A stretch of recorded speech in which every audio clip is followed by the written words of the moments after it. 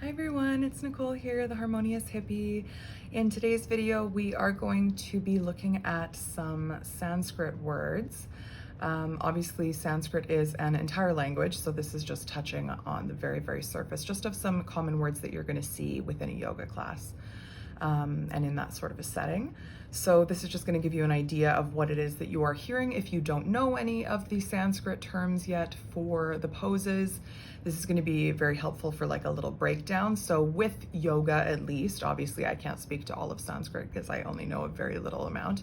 But in yoga, it does translate quite directly. So it's nice if you can learn, for example, if you learn downward and you know that. So any pose that's going to be a downward sort of thing, you'll know because that word will pop up. Downward face, you'll know. Dog, you'll know. So you'll kind of be able to piece things together and know that when someone says the full name of something, that's going to be what it means. And also just some standard things that I think are important to know within a class.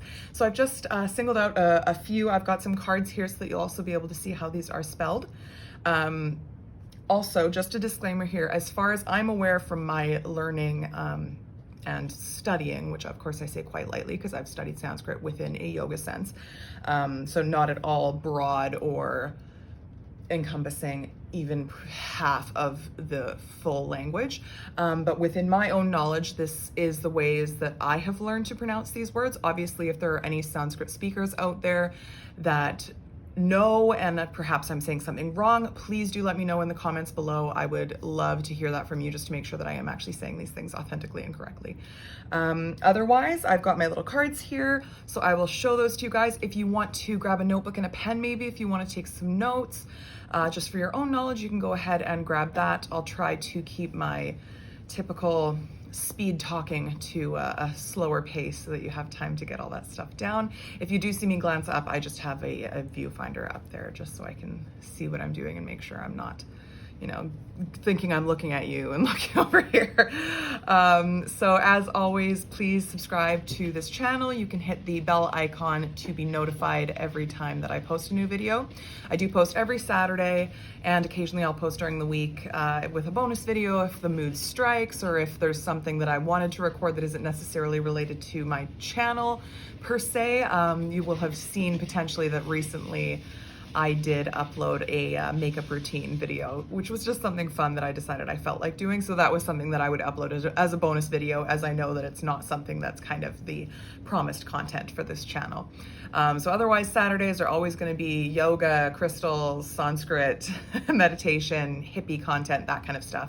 And typically, if I do post during the week, it will be something like that as well. But sometimes it might just be like a fun little chat or something like that.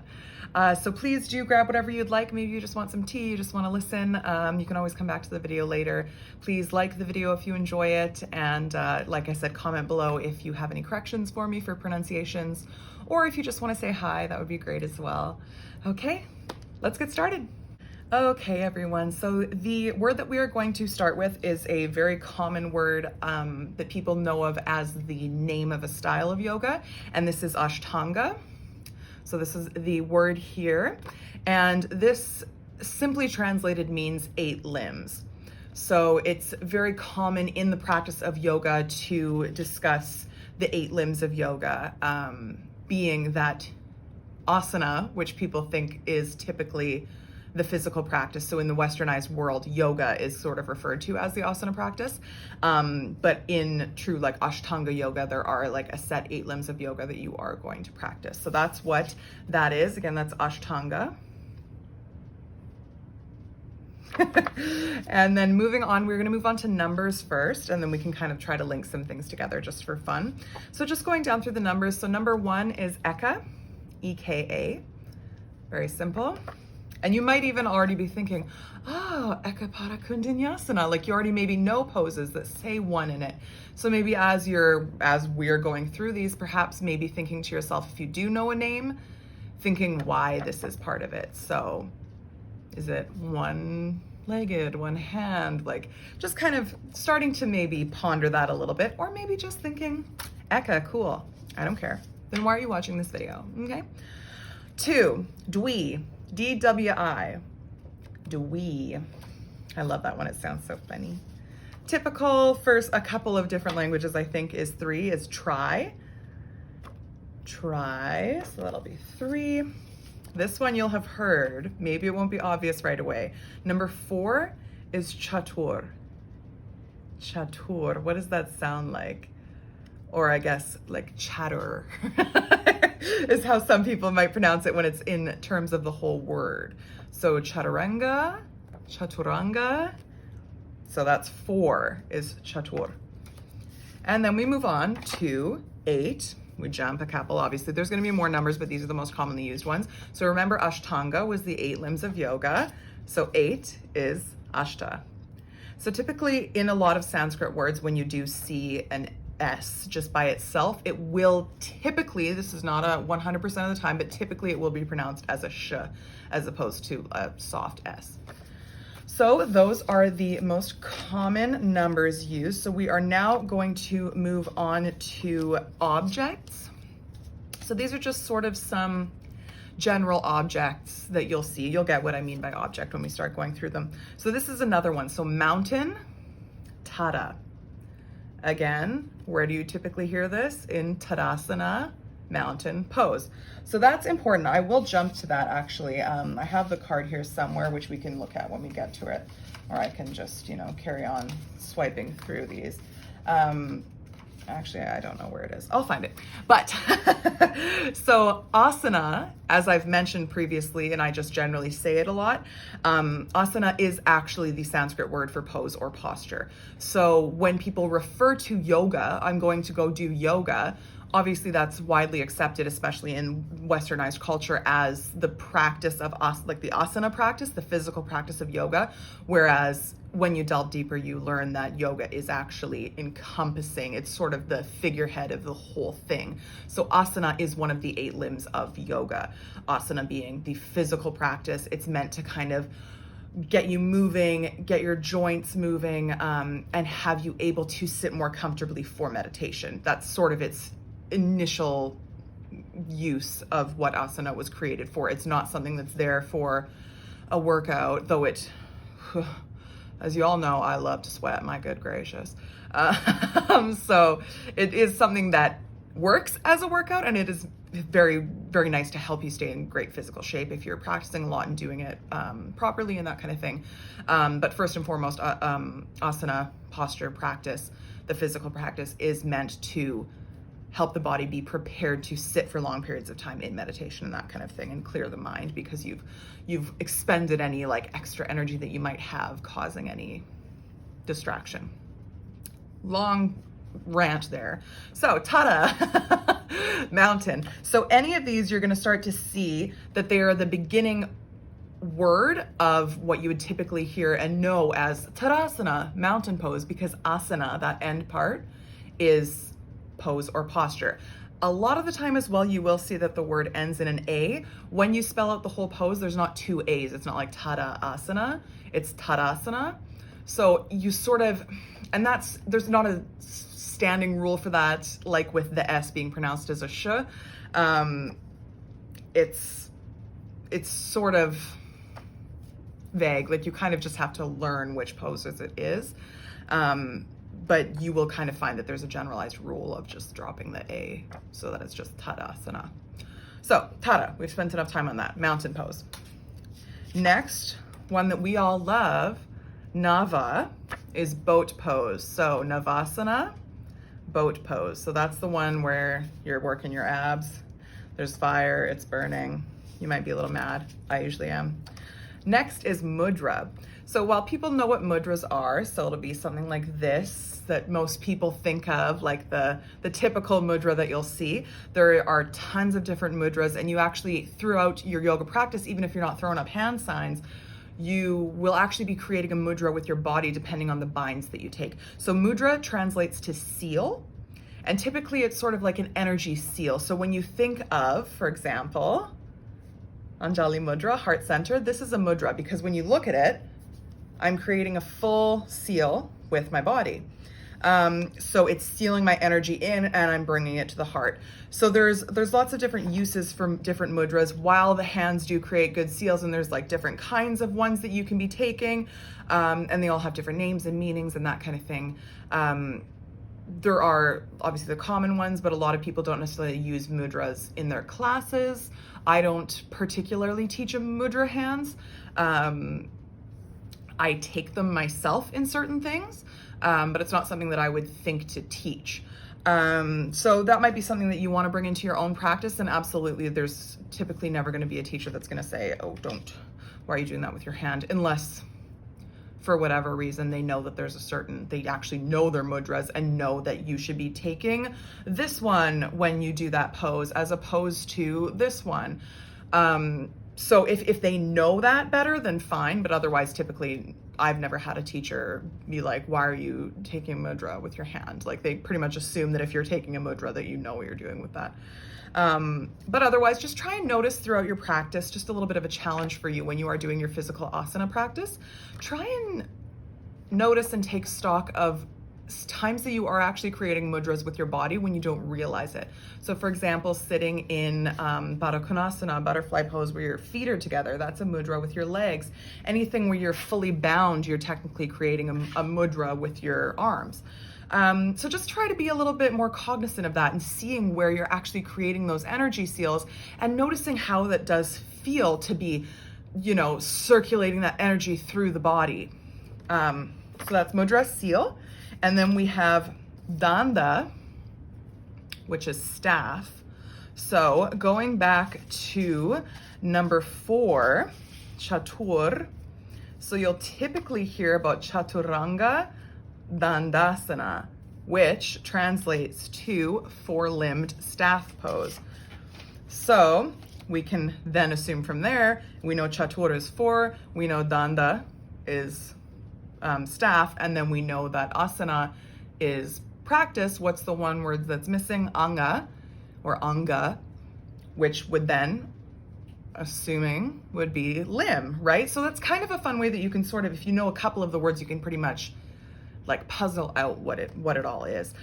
So danda is staff. And you can also do dandasana on its own without chaturanga. And that's just when you're sitting flat with your legs out straight.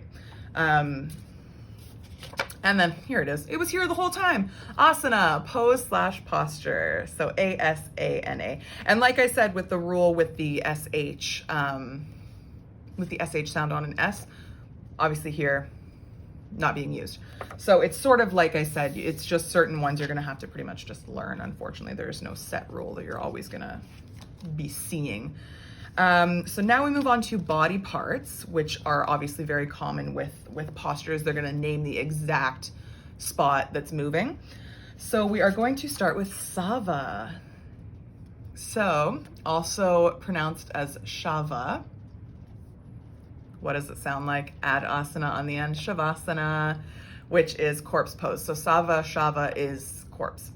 Again, this is something that someone would typically see and pronounce as Sava, and I know that some people do pronounce Savasana. I hate the sound of it personally because I've always known it to be Shavasana. So knowing Shavasana, to me, this would be pronounced as Shava. Again, if anyone does actually speak Sanskrit here and knows, please let me know, but to me, this is Shava because Shavasana. It just makes sense in my head. Okay, so next we've got Shirsa is how I would pronounce this one. It's your head. So Shirshasana is headstand. So anything like that, like you sort of just start to get a glimpse, like when you see the little words by themselves, you're like, oh, I've heard that before, like in a sentence, if you will. So you can really just puzzle it out, and I kind of find that fun. So Shirsha or Shirsa. Again, this is where it starts to get tricky, and I might be pronouncing things crazy. Please don't hate me. Prana. Now, pranayama is also one of the 8 limbs of yoga. You may have heard of this. This is the practice of breath control, working with the breath. So obviously, we have delved into it in some of my videos previously, doing things like Kapalabhati, breath of fire, any sort of breath editing that you're doing, it's the wrong word, but it's left me. So even when you're doing that, breathing to certain counts, like when you're breathing to 4, holding, exhaling to 5, that is technically a practice of pranayama. So that is a breath practice.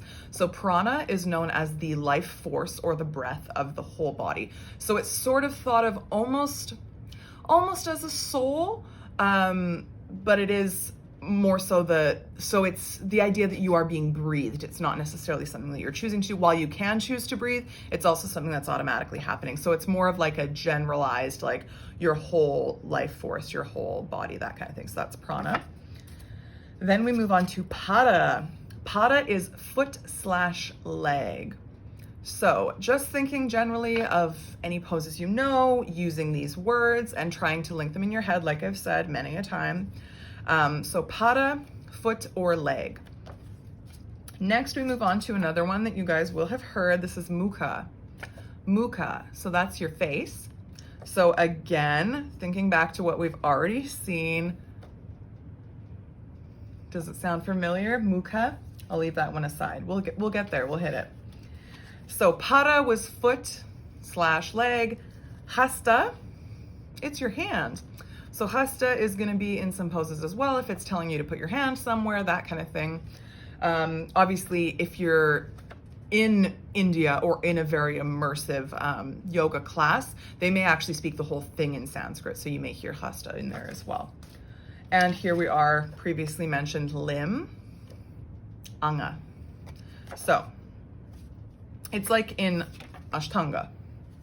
You've got anga at the end, and it's the 8 limbs of yoga. So as we know, Ashta is 8, and now we know Anga is limb, so 8 limbs of yoga. So those are the body parts. We've set Mukha aside for now. And then now we are moving into animals. So a lot of yoga postures are named after animals. I've just selected 3 that are the most common that you'll typically be seeing, and that are also easily recognizable. Obviously, I love to make cue cards for myself to learn things too. So I've obviously got like tons of different animals, but the ones that most commonly come to mind when you're doing a general practice. So Baka, you may have heard Bakasana. So that's crow pose, also known as crane pose. So Baka is crow. Svana, what's this one? Is dog.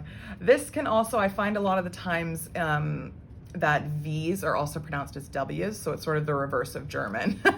So it could also be pronounced as Swana. But just looking right at it, I can't stop myself from saying Svana, but I'm sure it could be Swana. And then we have Kapota. So what might you have heard of that? Kapotasana, pigeon pose, the dreaded hip opener. So Kapota is our, just toss that over there, is our pigeon pose. Now we move into deities and gods that are in the Hindu, I apologize if I'm getting that wrong. I'm quite certain it's Hindu though, but related to yoga, obviously the Hindu religion. So there are a few of these, and they're sort of named for the gods and the deities, but it's really interesting to look into their stories. So I do implore you to look into their stories as well, because they're quite interesting. Like, Indian mythology is so fascinating. It's so cool. And again, I apologize if I'm using any of the wrong terminology for any of that. If you do follow Hinduism or whichever, if I'm incorrect there, please do let me know. As I just find all of this stuff super interesting. So the first one, which I have mentioned before, is Hanuman. So Hanuman is the chief of the monkeys. He's one of their deities, obviously. And he is a monkey. He's depicted by a monkey. So that's why when we do the splits, it's known as monkey pose, and it's called Hanumanasana. Hanumanasana. So that's for that. Then Virbhadra is the great warrior. So when we hear Virbhadrasana 1, 2, it's warrior 1, warrior 2, that kind of thing. So this isn't necessarily a specific deity, but it's just sort of to say like a great warrior. This is a fun one as well. Nataraja, and now I say Nataraja, it may be Nataraya, because I know sometimes J's are pronounced as a Y. So again, if you know, please let me know. But as far as I know, it's Nataraja. And that is Lord of the Dance, which is technically Shiva. But Nataraja is another name for that. So Natarajasana maybe. I've always known it to be Natarajasana. So please, again, let me know. But that's the one where you're reaching back and holding your foot. Very fun. Nataraja. And then we have Garuda. Garuda is also a very interesting story. I won't get into it here. If you guys want me to obviously do more research, I do generally know some of the stories, but if you would like me to do a video discussing that, I can also look into that some more and let you guys know some of the mythologies. I don't know if mythology is the right word, but Garuda is the king of the eagles. So Garudasana is eagle pose. But Garuda is actually a deity, whereas Garudasana is just eagle pose. So Garuda is also roughly translated to eagle as well. So those are the deities. And then we have just some, I want to call them movements is what I would call directional cards as well. So starting with Ardha, this is half. So again, with Hanumanasana, as you know, that's the splits, it's monkey pose. We also will typically do a half split where you're leaning back in just one leg and you're not actually sliding out into it. You're just kind of stretching into the hamstring. So that would be Ardha Hanumanasana, half monkey pose. So that's Ardha is half. Then we move into Adho.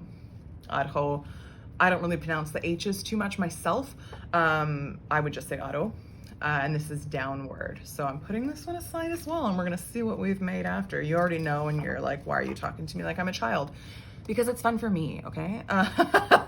So then we have Baddha, which is tied/bound. So when I previously talked about butterfly pose, it's also known as bound angle, so that's Baddha Konasana. So again, knowing Baddha is tied or bound, we can assume that Kona is an angle, right? And then obviously Asana.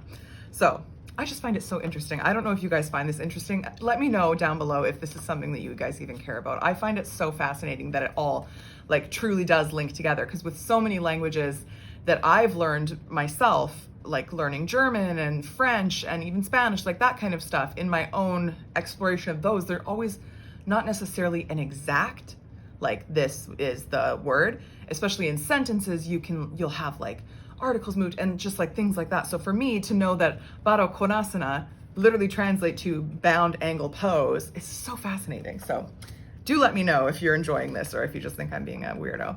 Oh, there we go, Kona, angle. I'm not sure if this is Kana. I pronounce it as Kona because I would say Baddha Konasana. So Kona, angle. Supta.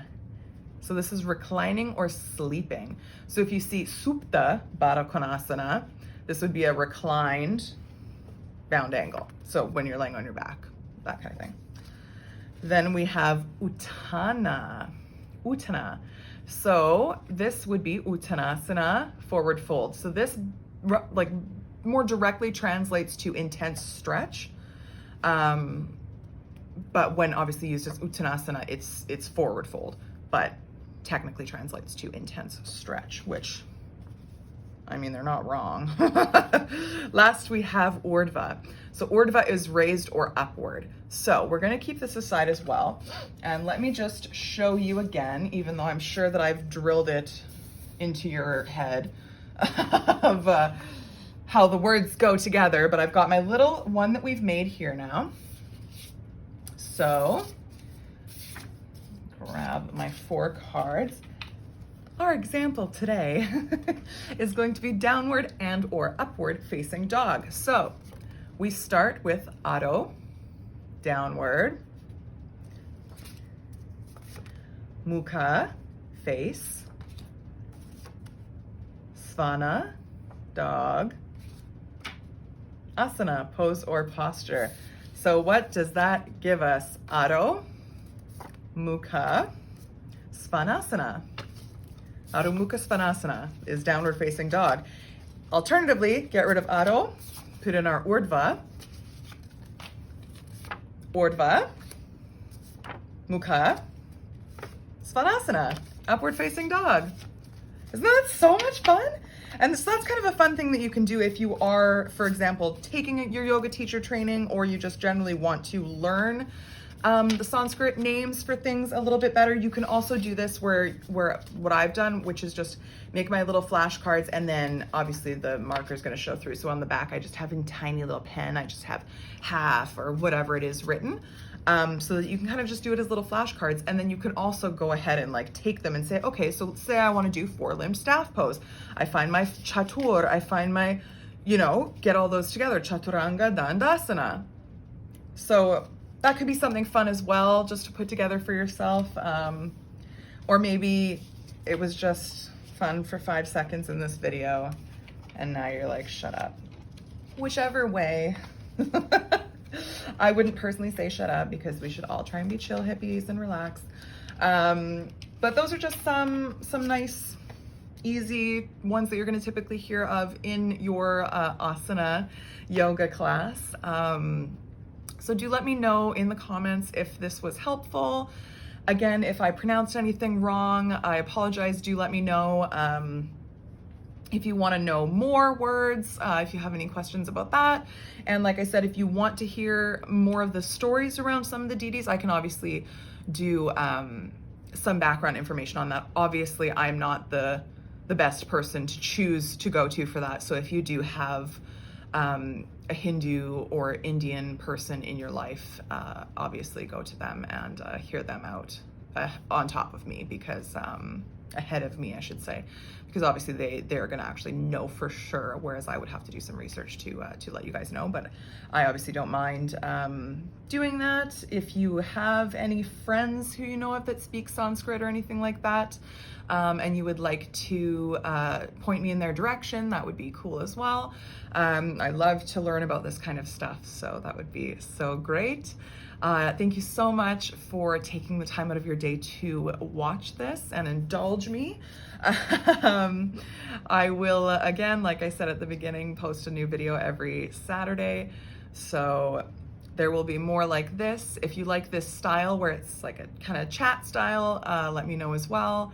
Otherwise, we will be back with the meditations and the asana yoga practices probably next week. So thank you so much. I appreciate you. I'm so happy that you're here with me. Thank you so much. You are fabulous and worthy and perfect. Have a great day. Namaste.